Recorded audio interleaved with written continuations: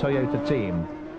And Gerhard Berger here, BMW's worldwide director of motorsport, the former F1 driver, is talking to Yannick Dalmas, three-time winner at Le Mans, and they are now showing only the number 15 car in the lead because the first BMW has hit the wall. We now watch that car. Gerhard Berger, BMW's director of motorsport, we saw there giving a very strong briefing to Yannick Dalmas. They realize that with just one car left, they've got to balance consistency and reliability. Consistency and reliability with the need to fend off the number 3 Japanese crewed Toyota. And that is Butch Leitzinger in the Brabham Bernard car he's sharing. The Paynos had all manners of trouble. If they'd been running consistently, they would be third now in front of the Audis, but they're back in 7th position and having to deal with a whole raft of dramas. So, Katayama, Tsuchiya and Suzuki, that's Toshio Suzuki, not the former Formula 1 driver, the 44-year-old Toshio Suzuki, are in hot pursuit of Pierluigi Martini in the sole remaining BMW. Tension there, you can see, from the clenched fists in the Toyota pits. And the Nissan Courage, more troubles. Been across the gravel. Oh, he'd spun. He'd had a spin. Tired drivers, tired reflexes. Late in the race.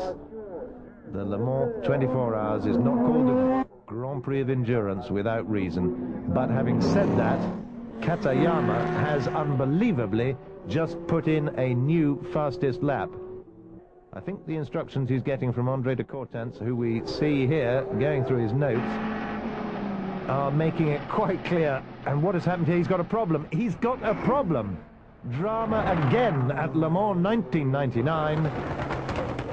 That's Katayama. Look, he has had a blowout just over the crest of the Mulsanne at the Mercedes flying strip there, just 300 meters behind us. What a disaster. That is the damage to the... Look at the nature of the tyre. He's driven back to the pits on that, and it is bound to have had some damage caused to the underneath of the car. Andre de Cortance, who after all was the designer of the car, wants to have a look and see how much damage has been caused. That's a shame. We were enjoying a closing down of the lead BMW, which we're looking at here, by the number 3, the red Toyota, which is out again now. But now he's a lap behind. He's a lap behind. He'd been as close as 20 seconds behind him. Katayama, Ukyo made himself very popular when he raced those seasons in Formula 1 in the early 90s. A genuinely nice man, a hard-trying contender always. Meanwhile, Emanuele Pirro presses on in the open Audi. Little can they have dreamt when they started a race behind 3 Toyotas and 3 Mercedes-Benz and the BMWs that they would be in a position that got them up into a podium position in the top 3, but they have, and they did. Now here's going to be an interesting comparison between the GTS cars and the Toyota. But no, what is happening here? There must be a problem with the Toyota, because look, he cannot get past the Vipers on the straight. This is seen from the Beretta Wendlinger, and we're now looking forward from the Toyota. There has to be a problem, or following the accident, it could be that following the tyre blowout, who's to Schoenack there, the boss of the Chrysler team, Toyota have decided they've got to settle for second.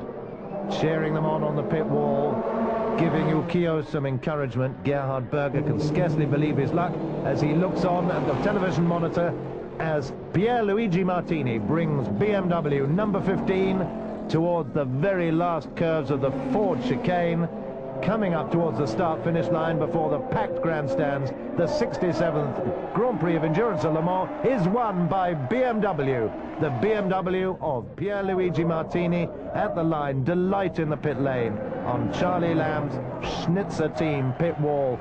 Ukyo, quite rightly, getting a huge round of applause from the not at all partisan crowd. They were delighted by that performance. The GTS series been won easily by the Chrysler Vipers of the Oreca team.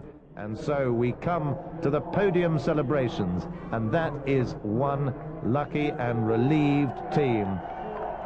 3 disappointed Japanese sportingly give the BMW men hand and accept their own second-place trophies. And the Audi Sport Yerst team can hardly believe their luck. Emanuele Pirro there with Frank Biela and Didier Taze. Monsieur Michelin also pleased. A win, of course, for a Michelin-equipped BMW car. The mammoth crowd has poured onto the pit lane, onto the start-finish straight, and the party now will only just begin. It's a long race, the 24 hours of Le Mans. Some already thinking about heading home. I hope you've enjoyed the 1999 Le Mans 24 Hours won by BMW.